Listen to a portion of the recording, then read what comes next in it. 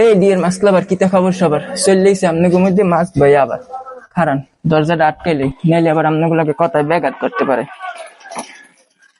যা কইতে আইছিলাম আপনারা মনে হয় এর মধ্যে স্ক্রিনে ভাষ্যটা এই বিরল প্রজাতির বাইরে চিহ্নে ফেলাইছেন। 2 দিন আগে হের ইউনিক পারফরমেন্স এর কারণে দেশ জুড়ে ভাইরাল হইয়া পুরো পাবলিক ফিগার সেলিব্রিটি পর্যায়ে যায় পাল। আর আপনাদের মধ্যে কেউ যদি হের ইউনিক পারফরমেন্সটা মিস করেছেন তাহলে কষ্ট করে আমার পেজে একটু ঘুরে আইবেন। আমার পেজে হের ইউনিক পারফরমেন্স লই একটা রিলস ভিডিও বানাই নিয়ে এই বাইরে হের ইউনিক পারফরমেন্স এর এক পর্যায়ে কইছিলে 1971 সালে বাঙালিরা বলে নববর্ষ পালন করে আর মুখোশ মাস্ক পরিয়া পাইকে হানাদার বাহিনী বাংলাদেশ থেকে লড়াইছিলে। এই কথা হইলে আপনারা অনেকে এই বাইরে গর্দ বলদ গোপুর গণেশ গন্ডমূর্খ ভাবতে পারেন, অথচ পেস কিন্তু খেলে গেছে অন্যখানে, এটা কিন্তু মই ধরে ফেলাইছি। আচ্ছা একটা বিষয় চিন্তা করেন তো, নববর্ষ বাঙালি আদি ঐতিহ্যের একটা নিদর্শন। বাঙালি সংস্কৃতিতে নববর্ষ ওতপ্রোতভাবে জড়িত। আরো যেসব নববর্ষ সম্পর্কিত কথাবার্তা এই যদি এই ভাইটা হ্যাঁ ওই ভিডিওতে কইতে, তাহলে কি আপনারা এত এত লোকজন ওই ভিডিওটা দেখতেন?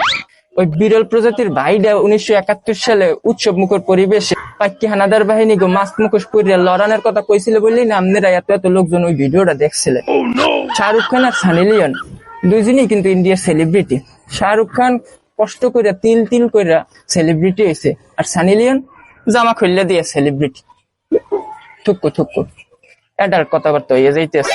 আচ্ছা যাও, শাহরুখ খান আর সানি লিওনের কার্যপ্রণালী আর বর্তমান পরিস্থিতি আপনারা সবাই আশা করি জানেন। তো এই ভাইটাও কিন্তু অনেকটা সানি লিওনের মতোই আচরণ ওই ভিডিওটা দেখাইছে। জাতির সামনে বলদ গর্দব সাইজে হে কিন্তু হ্যাঁ সুনিপুণ বুদ্ধিদারে চুপিসারে কামে লাগাই গেছে। ওই যে কথায় আছে না, চেহারায় তার বলদ বলদ ভাব কিন্তু মাথা ভরা বুদ্ধি যেন তার ঢাকিয়ে রাখাই স্বভাব। বাইরে হ্যাঁ সুনিপুণ বুদ্ধি কামে লাগাইয়া জাতির সামনে বলদ সাইজা পুরো ভাইরাল ফিগার হয়ে গেছে, হাতে কোনো সন্দেহ নাই। তো আমার একটা কথা, আচ্ছা ভাই আপনি তো বলদ অন্য কোন হানেও সাজতে পারতেন, বাঙালির চেতনার মুক্তিযুদ্ধটারই এমনি ঘুরে ফিরে খুঁজতে পাইলেন। আপনার এই বলদ মার্কা কথাবার্তা যদি বাইসে থাকা মুক্তিযোদ্ধারা শোনে, তাহলে হয় হেরা আনোয়ার হোসেনের নান হার্টে স্ট্রোক করে চিটাই পড়বে, আর নাইলে দেশ ছুঁয়ে পলাইবে, কইবে তোগো দেশ তোরাই থাক, মোরা হইলাম উদ্বস্তু, তাই বাইসে থাকার রাস্তা সরু।